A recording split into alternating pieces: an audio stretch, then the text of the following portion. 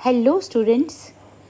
अपने last video में हम लोगों ने कुछ टैक्सोनॉमिक एड्स के बारे में पढ़ा था, जिसमें थे museums, zoological parks, botanical gardens and herbarium. आपके चैप्टर 1 में कुछ और भी टैक्सोनॉमिक एड्स इंक्लूडेड हैं। आज हम उनके बारे में बात करेंगे। वो हैं taxonomic key, flora, manuals, monographs and catalogues. Students, first of all आइए डिस्कस करें कि व्हाट इज़ की।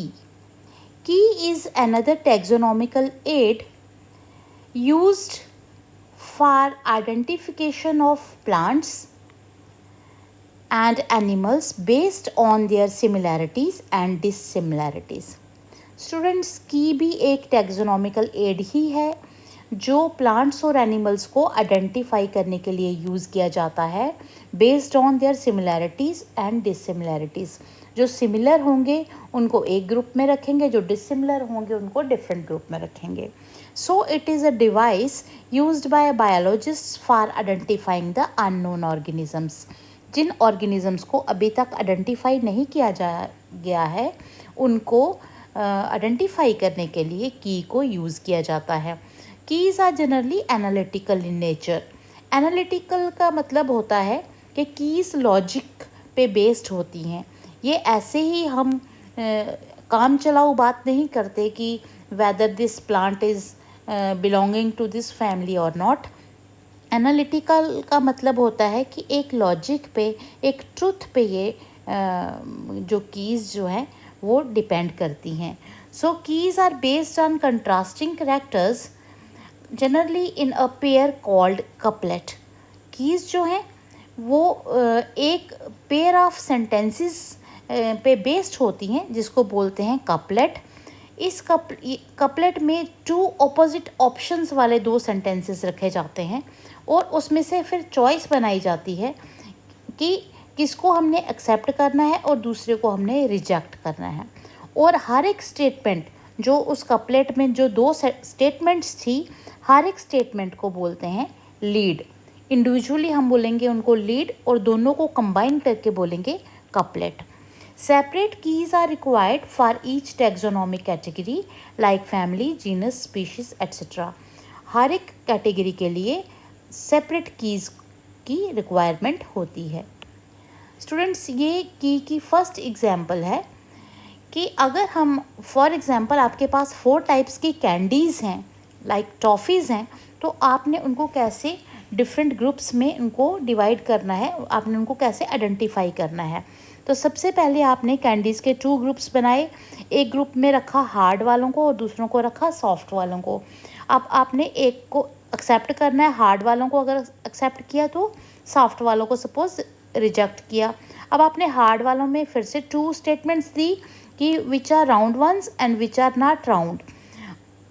अब उसमें से राउंड वालों में आपने इन 4 में से देखा कि राउंड कौन सी हैं। जो राउंड थी, जैसे ये लॉलीपॉप जो राउंड था, तो आपने इसको इसमें रखा। जो नॉट राउंड थी उसमें आ गए कैंडी हार्ट्स, दिस वन। और फिर जो सॉफ्ट वाला ग्रुप था उसमें अब आपने देखा कि किसकी ट्रायंगुलर शेप है और किसी की नहीं है।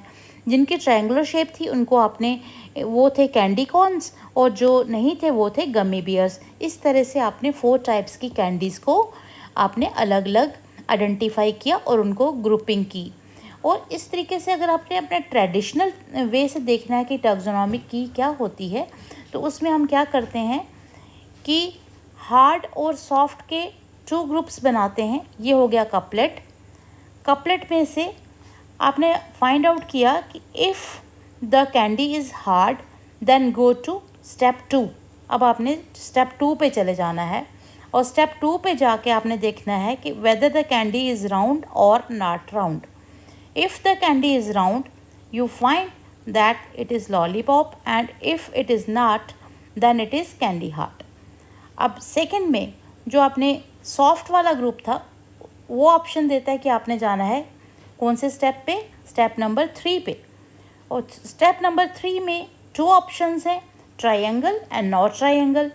If it is triangular shape then it is candy corn, and if it is not then it is gummy beer.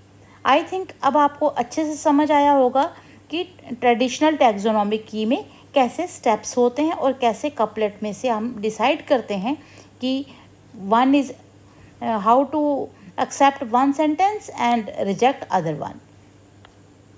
Second example में स्टूडेंट्स हम देख रहे हैं कि अगर हमारे पास 5 एनिमल्स का ग्रुप है जिसमें कुछ मैमल्स, कोई मैमल है, कोई फिश है, कोई एम्फीबियन है, कोई रेप्टाइल है एंड बर्ड है, हम उसको कैसे अलग अलग, अगर आपको कहा जाए कि इसको ग्रुपिंग करो तो आपने पहले 2 ऑप्शंस रखे कि वेदर द एनिमल हैज़ फर और नॉट, कि उसकी बॉडी के ऊपर फर है कि नहीं है।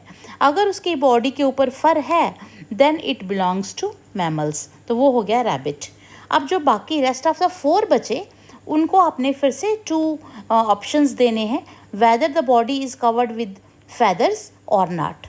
Okay, if the body of the animal is covered with feathers then it is bird, and if the body has no feathers फिर आपने उसको 2 ऑप्शंस देने हैं कि whether the fertilization is external और इंटरनल।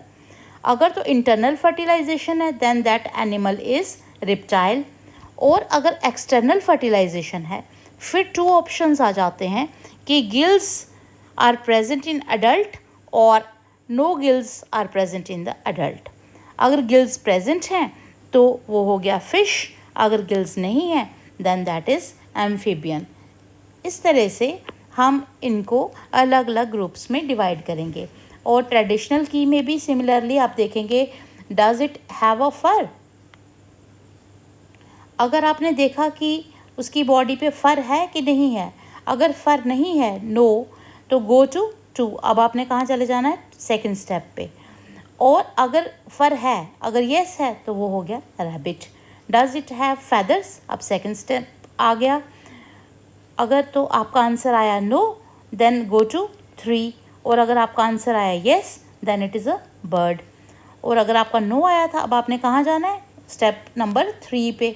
अब यहाँ पर है इज़ फर्टिलाइजेशन इज़ एक्सटर्नल और इंटरनल, तो एक्सटर्नल फर्टिलाइजेशन है अगर देन गो टू 4, और अगर इंटरनल है देन इट इज़ रेप्टाइल। और आपने, अगर आपका ये था कि ये एक्सटर्नल है then does it have gills as an adult, अगर नहीं है तो दैट इज़ अ फ्रॉग, और अगर इफ़ आपका आंसर येस आता है then it is a fish. I think अब आपको की के बारे में कोई भी सस्पेक्ट नहीं रहा होगा, आपको क्लियरली समझ आ गया होगा कि व्हाट इज़ की। नाउ अदर टैक्सोनॉमिकल एड्स में जब हम पढ़ेंगे तो first is flora manuals, monographs and catalogues. Students, flora manuals, monographs and catalogs are the aids having recorded descriptions. ये जो aids हैं स्टूडेंट्स, ये वो aids हैं जिनमें एनिमल्स की और प्लांट्स की डिस्क्रिप्शन जो है वो रिकॉर्ड की गई होती है, वो बुक्स की फॉर्म में होते हैं। So these also help in correct identification, तो यहाँ से भी हमें करेक्टली आइडेंटिफाई करने में हेल्प मिलती है। तो फर्स्ट ऑफ ऑल हम पढ़ेंगे कि फ्लोरा क्या होते हैं।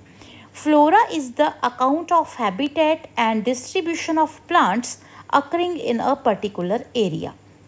किसी एक एरिया में कौन से प्लांट्स एग्जिस्ट करते हैं, कौन से प्लांट्स ग्रो करते हैं, उनकी क्या हैबिटेट है, वो कैसे डिस्ट्रीब्यूट हुए हैं, उसको बोलते हैं, उसकी डिस्क्रिप्शन को बोलते हैं फ्लोरा। सो फ्लोरा में इंडिजिनस स्पीशीज़ आती हैं। इंडिजिनस मतलब जो उस एरिया की लोकल स्पीशीज़ होती हैं, जो उसी एरिया में उगती हैं, उनको हम इंडिजिनस भी कहते हैं, उनको हम नेटिव प्लांट्स भी कहते हैं। Next is manual. Manual is a handbook having compiled information about a particular area.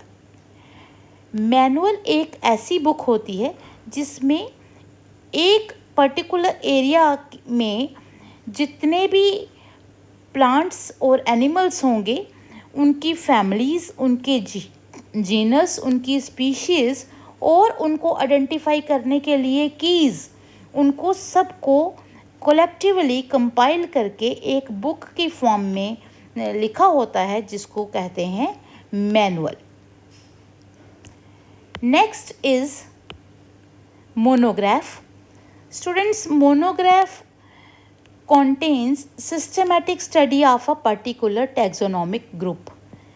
Monograph भी एक बुक ही है, बट उसमें सिर्फ एक टैक्सॉन के बारे में बताया गया होता है बस, इधर फैमिली के बारे में, जीनस के बारे में और स्पीशीज़ के बारे में या किसी भी टैक्सॉन के बारे में एक ही टैक्सॉन को अच्छे से एक्सप्लेन किया गया होता है एट ए गिवन टाइम.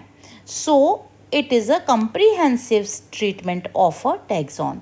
ये सिर्फ एक ही टैक्सॉन के बारे में हमें क्लियरली और कम्प्लीटली बताता है, वो है monograph. Next is catalog. These are the books of libraries rich in botanical titles. These simply contain a listing of all species organized alphabetically. Students, इसमें सारी जितनी भी species हैं लिविंग ऑर्गेनिजम्स की, उनको ऑर्गेनाइज वे में अल्फ़ाबेटिकली बिल्कुल अच्छे तरीके से सेटिंग करके उनको लिखा गया होता है. That book is known as catalogue.